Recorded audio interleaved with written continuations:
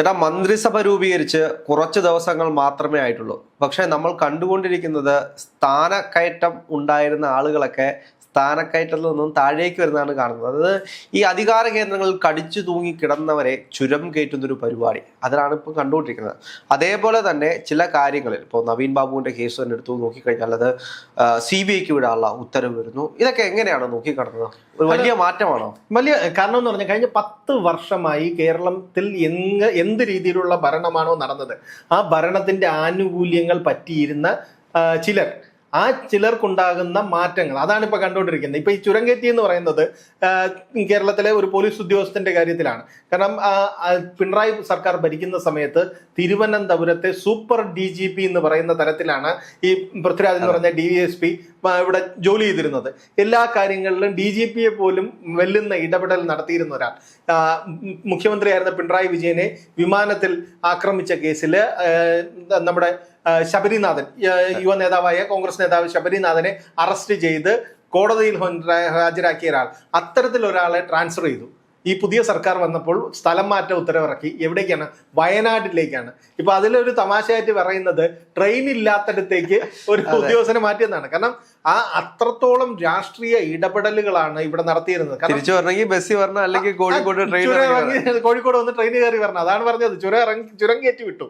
അത് കാരണം അത്രത്തോളം രാഷ്ട്രീയപരമായി ഒരു പക്ഷപാതപരമായാണ് ഇവിടെ പ്രവർത്തിച്ചിരുന്നത്. അതിന്റെ എല്ലാം ദോഷങ്ങളും അനുഭവിച്ചു, അല്ലെങ്കിൽ അതിൻ്റെതായ എല്ലാ പീഡനങ്ങളും അനുഭവിച്ചത് ഇവിടുത്തെ കോൺഗ്രസ്സുകാരും യൂത്ത് കോൺഗ്രസ്സുകാരും സമരം ചെയ്യുന്നവരുമായിരുന്നു. കാരണം ആ ഒരു ഇതിൽ നിന്ന് അത്തരം തിരിച്ചടികൾക്ക് ഇപ്പോഴെങ്കിലും ഭരണം കിട്ടുമ്പോൾ തിരിച്ചടി കൊടുക്കാൻ പറ്റുന്നല്ലോ. അതിനൊരു നടപടി എടുക്കാൻ സ്വീകരിക്കുന്നതിന്റെ സന്തോഷമാണ് ഈ പ്രചരണങ്ങളും ഈ ചുരം കയറ്റി എന്നൊക്കെ പറയുന്നുള്ള ഇതെല്ലാം. ഇതിനകത്ത് ഈ 2 വിഷയങ്ങൾ ഞാൻ എടുത്ത് പറഞ്ഞതിന്റെ പ്രധാനപ്പെട്ട കാരണം, ഒരു വിഷയം എന്ന് പറയുന്നത് ഒരാള് ഒരു പാർട്ടിക്ക് വേണ്ടിയിട്ട് മുഴുവനായിട്ടും വിധേയപ്പെട്ട് പാർട്ടി പറയുന്നത് എന്തും അനുസരിച്ച് നിൽക്കുന്ന ഒരാൾ, മറ്റൊരാൾ തൻ്റെ നിലപാടിനകത്ത് ജനങ്ങൾക്ക് എന്താണ് വേണ്ടത് അതിനൊപ്പം നിൽക്കുന്ന ഒരാൾ, അയാൾക്ക് സംഭവിച്ചത് ആത്മഹത്യയുടെ വക്കിലേക്ക് പോകുന്നതാണ്, അല്ല ജീവൻ തന്നെ നഷ്ടപ്പെട്ടു. അപ്പോൾ 2 ഉദ്യോഗസ്ഥർ, പക്ഷേ രണ്ടും വ്യത്യസ്ത തലത്തിലാണ്.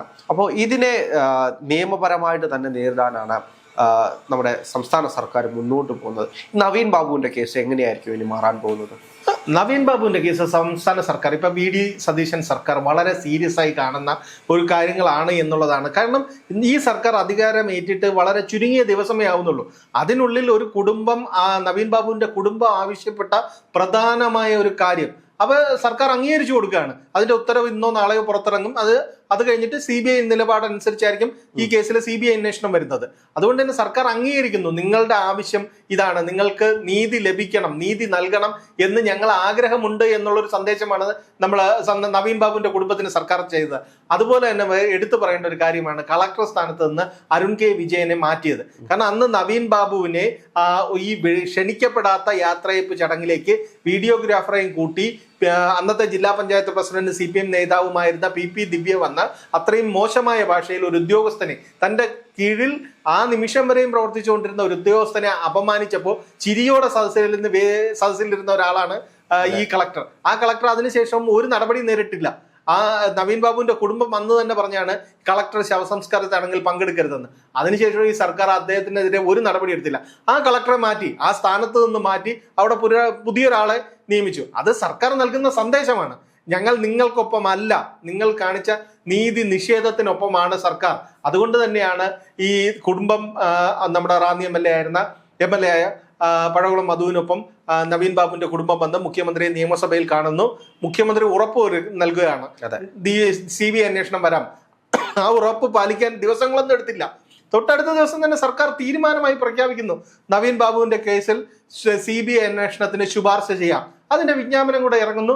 CBI കേസ് എടുത്താൽ CBI അന്വേഷണം ഇവിടെ വരും. അതിന്റെ നെഞ്ചിടിപ്പ് കൂടുന്നത് CPIക്ക് വരും, CPM-നും ആയിരിക്കും. നമ്മൾ ഈ വിഷയം പറയുന്ന സാഹചര്യത്തിൽ തന്നെയാണ് ആലപ്പുഴയിലെ AD തോമസ്, ഇപ്പോഴത്തെ MLA ആക്രമിച്ച കേസിലെ ഉദ്യോഗസ്ഥരെല്ലാം ഒളിവിലാണ് എന്നുള്ള വാർത്ത കേൾക്കാൻ കഴിയുന്നത്. ഇനി അവരുടെ ഭാവി എങ്ങനെയായിരിക്കും? അല്ല, അത് പിണറായി വിജയന്റെ ഭാഷയിൽ രക്ഷാപ്രവർത്തനം നടത്തിയവരാണ്. കഴിഞ്ഞ 5 വർഷം അല്ലെങ്കിൽ 10 വർഷം കേരളത്തിലെ നിരത്തിൽ കൂടി മുഖ്യമന്ത്രി പോകുമ്പോൾ KK രമയുടെ ഭാഷയിൽ പറഞ്ഞാൽ സഞ്ചരിക്കുന്ന അടിയന്തരാവസ്ഥ, ആ സാഹചര്യം ഉണ്ടാക്കിയാൽ പ്രധാനികൾ ഇവരാണ്. കാരണം സുരക്ഷയുടെ കാര്യം പറഞ്ഞും മാധ്യമങ്ങളെ ആട്ടി അകറ്റുന്നതിലും ജനങ്ങളെ ആട്ടി അകറ്റുന്നതിനും എല്ലാത്തിനും മുന്നിൽ നിന്ന് ഒരു സംഘമാണ് ഈ ഒരു അവരെ ഗുണ്ടാ സംഘം എന്ന് തന്നെ വിളിക്കുന്ന രീതിയിലാണ് പറയേണ്ടത്. കാരണം ഈ കേസ് ആദ്യം വന്നു, ഇത് ഈ മുഖ്യമന്ത്രിയുടെ വാഹനം പോയതിനു ശേഷം അവിടുത്തെ ലോക്കൽ പോലീസ് തടഞ്ഞു വെച്ചിരുന്ന പ്രതിഷേധിച്ച എഡി തോമസും മറ്റൊരു ചെറുപ്പക്കാരനുമായിരുന്നു. അത് ലോക്കൽ പോലീസ് അവരെ തടഞ്ഞു വെച്ചിരുന്നിടത്താണ് കാറിൽ വന്നിറങ്ങി ചൂരൽ ഉപയോഗിച്ച് ഇവരെ തലക്കടിക്കുന്നു. ഈ സംഭവം നടന്നു, ഇവർ പരാതി കൊടുത്തു, ഒരു അന്വേഷണം ഉണ്ടായില്ല, കോടതിയിൽ പോയി, കോടതി തുടരന്വേഷണത്തിന് ഉത്തരവിട്ടിട്ടും ഇവിടെ ഒന്നും ചെയ്തില്ല. പിണറായി സർക്കാർ അത് മിണ്ടാതെ വെച്ചുകൊണ്ടിരുന്നു. ഇതേ രീതിയിൽ തന്നെ ഇവരിവിടെ പ്രവർത്തനവും നടന്നുകൊണ്ടിരുന്നു. മുഖ്യമന്ത്രി അത് രക്ഷാപ്രവർത്തനമെന്ന് ആവർത്തിച്ച് പറഞ്ഞും കൊണ്ടിരുന്നു. ഭരണം മാറിയപ്പോൾ കഥ മാറി, കളി മാറി. ഷൗക്കത്ത് അലിയെ പോലെ ഒരു ഉദ്യോഗസ്ഥനെ കൊണ്ടുവന്ന് അന്വേഷിച്ചപ്പോൾ അവർക്കെതിരെ വധശ്രമത്തിന് കേസെടുത്തു. ഇവരെല്ലാം കോടതിയിൽ കീഴടങ്ങാനിരുന്നവരും കോടതിയിൽ കീഴടങ്ങി ജാമ്യം നേടി സുഖമായി പുറത്തിറങ്ങാം എന്ന് പറഞ്ഞവരാണ്. പക്ഷെ അവർക്കെതിരെ വധശ്രമ കേസ് വന്നപ്പോൾ അവരെല്ലാം മുങ്ങി. ഞാൻ പറയുന്ന ഇവര് സസ്പെൻഡ് ചെയ്യപ്പെട്ട ഗൺമാൻമാർ പോലും അവർ അതിനുശേഷം ഇവിടെ ഇ.ഡി. റെയ്ഡ് നടന്ന സമയത്ത് പിണറായി വിജയന്റെ വീട്ടിലുണ്ടായിരുന്നു.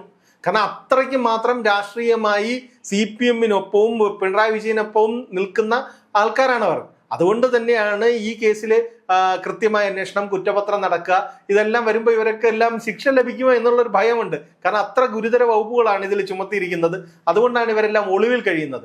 ഇതിൽ ഇനിയൊരു കാര്യം കൂടെയുണ്ട്. കാരണം ഈ ആദ്യത്തെ പ്രാഥമിക അന്വേഷണ റിപ്പോർട്ടിൽ ഗൺമാൻമാർക്ക് വീഴ്ച പറ്റി എന്ന് പറഞ്ഞ റിപ്പോർട്ട് തിരുത്താൻ ഉത്തരവിട്ട ഒരു ഉദ്യോഗസ്ഥൻ കൂടിയുണ്ട്, ഉന്നതനായ ഒരു ഉദ്യോഗസ്ഥൻ. അത് ADGP അജിത് കുമാർ ആണെന്ന് വാർത്തകൾ പറയുന്നു. അതെല്ലാം ഇനി കണ്ടുപിടിക്കാം. അയാൾക്കെതിരെ എന്ത് നടപടി വരുന്നു എന്നുള്ളതും കൂടിയാണ് ഇനി അറിയേണ്ടത്. അല്ല, എന്താണെങ്കിലും വലിയ രീതിയിലുള്ള മാറ്റങ്ങളാണ് ഈ സർക്കാരിന്റെ ആദ്യം തന്നെ ഈ നിയമസഭയിൽ ആദ്യത്തെ ക്യാബിനറ്റ് കൂടി സർക്കാർ പ്രഖ്യാപിക്കുന്നത് ഇവിടുത്തെ സാധാരണപ്പെട്ട മനുഷ്യർക്ക് വേണ്ടിയിട്ടാണ്. ഈ ഇന്നത്തെ സർക്കാരിനെ അധികാരത്തിലെത്തിക്കാൻ വേണ്ടി ഒരുപാട് കഷ്ടപ്പെട്ട ആശാ വർക്കർമാർ അല്ലെങ്കിൽ അംഗൻവാടി വർക്കേഴ്സ്, അങ്ങനെ ഒരുപാട് സാധാരണപ്പെട്ട മനുഷ്യർക്ക് വേണ്ടി നിലകൊള്ളുന്ന ഒരു സർക്കാരായിട്ടാണ് കണ്ടത്. എന്താണെങ്കിലും ഇതിലെല്ലാം വലിയൊരു മാറ്റം ഉണ്ടാകുകയാണ്. ഉദ്യോഗസ്ഥ വൃന്ദങ്ങളിൽ തന്നെ വലിയ മാറ്റങ്ങൾ ഉണ്ടാകുമ്പോൾ അത് കേരളത്തിലെ ജനങ്ങൾക്ക് ആശ്വസിക്കാവുന്നൊരു വകയാണ്. അല്ല, തീർച്ചയായിട്ടും. എന്ന് വെച്ച് കഴിഞ്ഞാൽ സാധാരണ കോൺഗ്രസ് സർക്കാരുകൾ വരുമ്പോൾ ഈ ഒരു പ്രതികാര നടപടി എന്ന് പറയുന്ന, രാഷ്ട്രീയ പ്രതികാര നടപടി എന്നൊക്കെ പറയുന്ന കോൺഗ്രസ് അത്രത്തോളം അഗ്രസീവായി പോകുന്ന ഒരു കാര്യമല്ല. പക്ഷെ ഇപ്പോഴെന്ന് പറഞ്ഞാൽ അങ്ങനെയല്ല. ഈ എ.ഡി. തോമസിന്റെ വിഷയത്തിൽ പോലും കോൺഗ്രസ് കൃത്യമായ നിലപാടെടുത്തു ഈ കേസിൽ. അത് പ്രതിപക്ഷ നേതാവായിരുന്നപ്പോൾ വി.ഡി. സതീശൻ പറഞ്ഞൊരു കാര്യമാണ്, ഞങ്ങളുടെ കുഞ്ഞുങ്ങളെ തല്ലിയിട്ടുണ്ടെങ്കിൽ അതിന് ഞങ്ങൾ കണക്ക് ചോദിക്കും, ചോരയ്ക്ക് ഞങ്ങൾ കണക്ക് ചോദിക്കുമെന്ന് പറയാം. ആ ചോരയ്ക്ക് കണക്ക് ചോദിച്ചുകൊണ്ടിരിക്കുകയാണ്. പിന്നെ ഈ ആശമാരുടെ കാര്യം, 266 ദിവസമാണ് ഈ സെക്രട്ടേറിയറ്റിന് മുന്നിൽ മഴയത്തും വെയിലത്തും ആ സ്ത്രീകൾ സമരം ചെയ്തത്. സ്വന്തം മുടി മുറിച്ചു വരെ സമരം ചെയ്തു. ഒരു തവണ കാണാൻ പോലും കൂട്ടാക്കാത്ത ആളാണ് പിണറായി വിജയൻ. അവരെ ചേർത്ത് പിടിച്ചു, അവർക്കൊരു വേതന വർധനവ് കൊടുത്തു. അവരുടെ എല്ലാ ആവശ്യങ്ങളും ഒറ്റയടിക്ക് അംഗീകരിക്കാൻ കഴിയുന്നതല്ലായിരിക്കും, പക്ഷെ അവർക്ക് വേതന വർധനവ് പ്രഖ്യാപിച്ചുകൊണ്ടാണ് ഈ സർക്കാർ തുടങ്ങിയത്. അതിനുശേഷമുള്ള എല്ലാ മന്ത്രിസഭാ യോഗങ്ങളിലും വരുന്ന തീരുമാനങ്ങൾ നമ്മൾ നോക്കിയാൽ മതി. എല്ലാം ജനങ്ങൾക്കൊപ്പമാണ് സർക്കാർ എന്ന് തെളിയിക്കുന്നത്. എല്ലാം ഒരു വിസ്മയമാണ്. അത് കാരണം കേരയിൽ എന്ന് പറഞ്ഞ ഒരു പദ്ധതി കൊണ്ടുവന്ന് ഭൂമി വിജ്ഞാപനം ചെയ്ത് ഏറ്റെടുത്ത് മഞ്ഞക്കുറ്റിയും കുഴിച്ചിട്ട് 10,000-കണക്കിന് ജനങ്ങളെ ദുരിതത്തിലാക്കിയ തീരുമാനമായിരുന്നു പിണറായി സർക്കാരിന്റെ. അതിനെ എടുത്ത് അറബിക്കടലിലാണ് എറിഞ്ഞത്.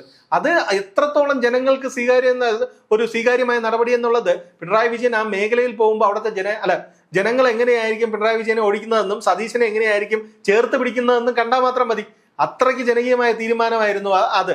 അതുപോലെ തന്നെ ഭൂപ്രശ്നങ്ങളിൽ എന്താണ് പറഞ്ഞത്, നിങ്ങൾ ആരും വഴിയാധാരമാവില്ല എന്ന് ഒരു ഉറപ്പ് ജനങ്ങൾക്ക് കൊടുക്കുന്ന ഒരു മുഖ്യമന്ത്രിയാണ്. ഇതാണ് ഞാൻ പറഞ്ഞത്. ഇതുകൊണ്ടാണ് ജനകീയമായ ഇടപെടൽ വരുന്നു. തങ്ങളെ ആക്രമിച്ചവരെ രാഷ്ട്രീയമായി പ്രതികാരം ചെയ്യേണ്ടവർ രാഷ്ട്രീയമായി പ്രതികാരം ചെയ്യുന്നു. ഈ ഒരു വല്ലാത്തൊരു തുടക്കം എന്ന് തന്നെ പറയാം. അത്ര അത്ഭുതപ്പെടുത്തുന്ന ഒരു തുടക്കമാണ് VDS സർക്കാരിന് കിട്ടിയിരിക്കുന്നത്. ഇതെങ്ങനെ തുടർന്ന് മുന്നോട്ട് പോകും, അതാണ് ഇനി അറിയേണ്ടത്.